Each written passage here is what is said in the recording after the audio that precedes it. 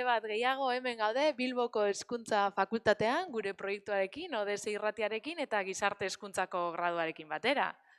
Zenbagarren urtea daia, Isra? Zenba gaude hemen? Aurkitzen.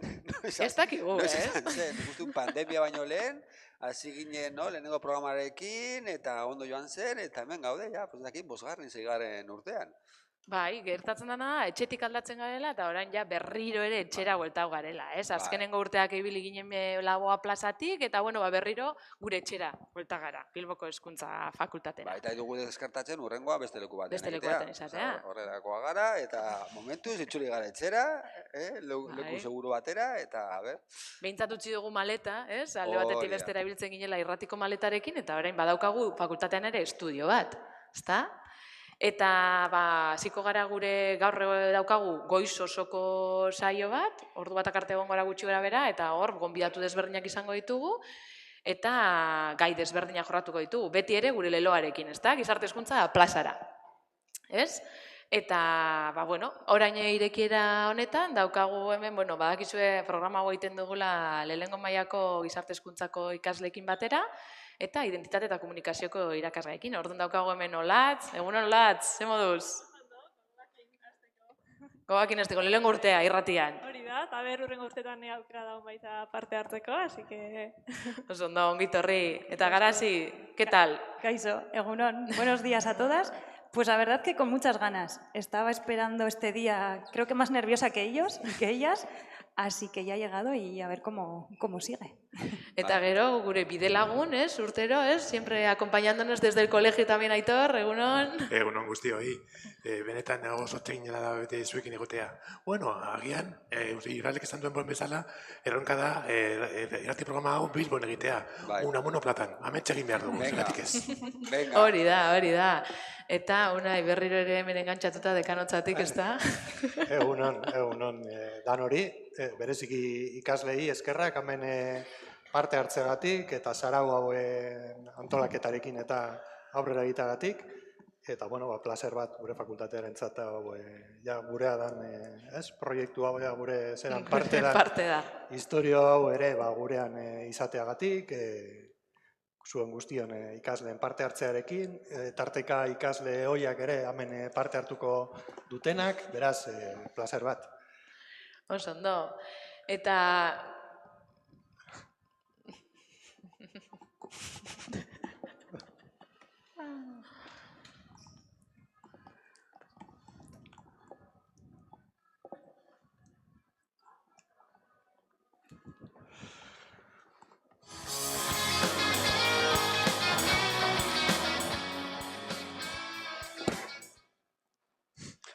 Bai. Aunque no parezca, eso estaba previsto.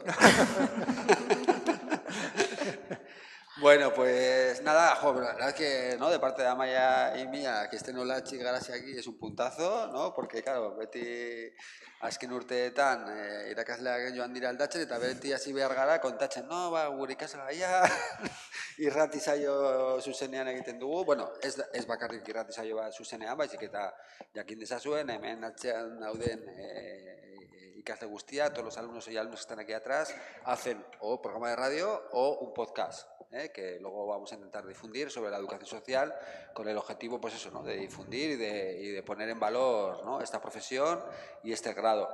Entonces, nada, siempre tenemos como este momento así como de compartir con el decanato, con el colegio, algunas veces también han venido desde el vicerrectorado de campus que también nos ayudan, aquí que esto también hace falta también un poco de ayuda, a nivel técnico. Así que nada, tenemos, 2-3 minutos para cada uno de vosotros, Unai, Aitor. ¿Por qué hay que volver a reivindicar la educación social un año más? ¿Por qué hay que plantear que esta profesión es importante? ¿Y qué retos tenemos? Pues un poco como decimos siempre, en esa colaboración, mundo profesional, mundo académico. Nire txanda. Bueno, bete etutzen naz nire liburua saltzeko, elkargoaren edo lanbidearen liburua. Eta oso hurbil daukagun erronka oso garrantzitsua da gizarte hezkuntza kongresua. gutxi barru, Kartagenan egongo gara, Murtzian, 9. Gizarte Hezkuntza Kongresuan. Hantxe bilduko gara lankide, gizarte eziteli pepillo, eta formakuntza eremuan, gizarte hezkuntzaren erronka zeintzuk diren,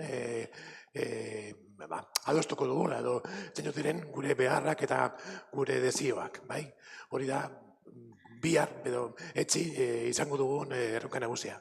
Eta bestaldetik, orain, ardura berri batean, Estatuko Gizarte Hezkuntza Kontseiluan parte hartuko dut, eta labetik atera da legedi oso garrantzitsua da.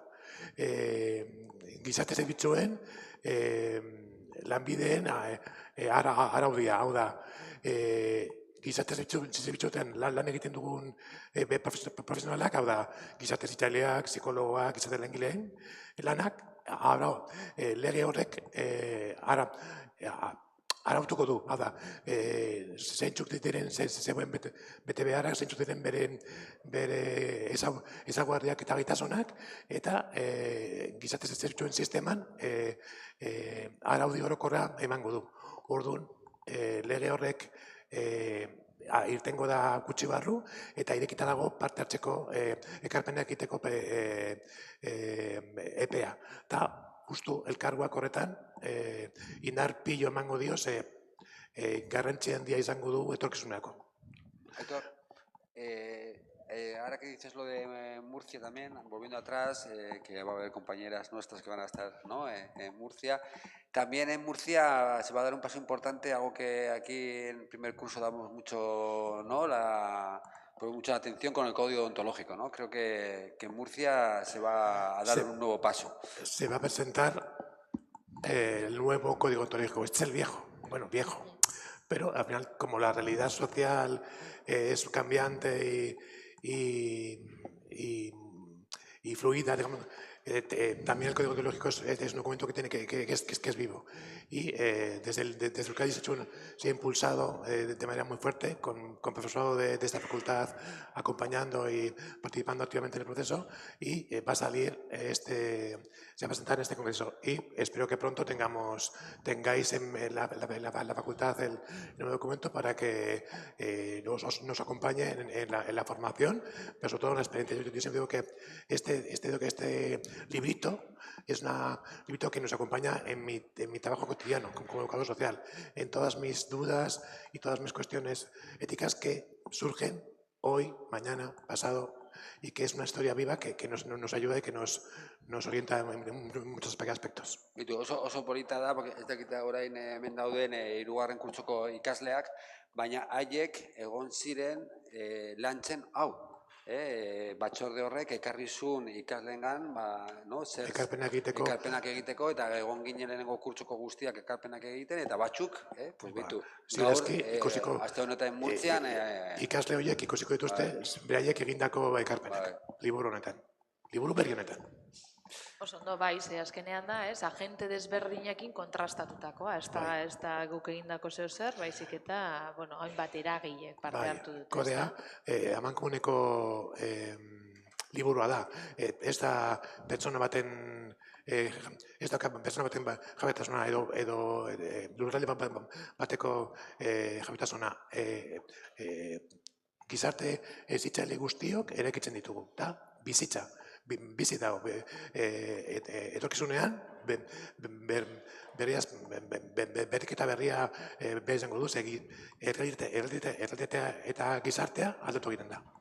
Hori da, eta egunerak eta berzun, eta lan handiaren ondoren egingo da, ez da? Espero dugu datorren urtean ere, hemen dibitzea liburuzka horiek.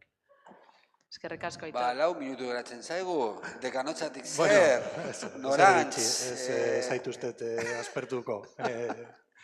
Guretzako ez esan dezakegu, gizarte hezkuntzan beharraz eta premiaz hitz egiten zenuen, hori sustatzea daukagu, ez? Guretzat, gradu honetan parte hartzen dugun irakasle ontzat, bentsat, ez? Eta fakultate honetan bizi dugun ontzat, gradu berezia da, ez? Eta uste dut danok erraz justifikatu dezakegula, bere beharra eta premia, aipatzen zenuen moduan. Eta are gehiago testu inguru honetan, ez? bizi dugun testu inguru honetan, alde guztietatik, pues, gizarte eta humanidade mailak, hezkuntzan aldetik ere, atzera egiten ari diren momentu baten, momentu kritiko baten, orduan uste dut testu inguru honetan inoiz baino beharrezkoa dugula eta izango dugula, gizarte hezkuntza. Osea, alde horretatik uste dut hemen dauden ikasleak, ez dakit lasai edo arduratzu egon daitezken lana faltan ez dutelako izango. Beharra hor dagoelako eta oso kritikoa dalako, benetan. Mila esker, bioi, Amaia, daukagu, hemendik aurrera. Hemendik daukagu, zu daukasun papela, ez daukanik. Zu gonzara hemen koordinatzen, hainbeste jende, hainbeste... Orain urrengo blokea, giko ditugu guztira 7 bloke desberdin, goiz osoan zehar, lehengo blokean armi-armasarea orkestuko du Igorrak, ez dakitala nuen dabilen, gure ikasle batek, gero izango dugu... Susterrarekin, junto con Susterra, el alumnado de primero de Educación Social, va a hacer un bloque. Luego van a venir de segundo curso de Educación Social, también con Monique, que han tratado diferentes temas sobre discursos de odio, junto con Emaus también, y el antigitanismo como hilo conductor. Y gero etorriko da Ibai bebai, gure gizarte hezkuntzako lehenengo mailako ikaslea, hainbat esperientzia daukatena da mugari gabeko erakundearekin bloke bat egingo dugu. Luego vendrá Soberanía Alimentaria, también otros compañeros y compañeras de viaje que han hecho diferentes guías sobre cómo hacer trabajos de fin de grado en educación social, teniendo como hilo conductor siempre nuestra alimentación, que es algo transversal en todas nuestras vidas. Y cerramos con 2 clásicos. Y 2 clásicos, hori da. Hemen Fundación Síndrome de Down, etorriko da, beraien blokea egitera, hemen gure fakultateko kideak diren lagunekin.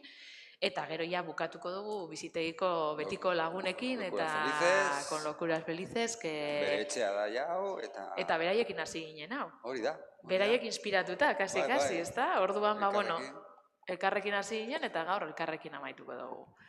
Beraz, mila esker eta hasten gara. Oso ondo.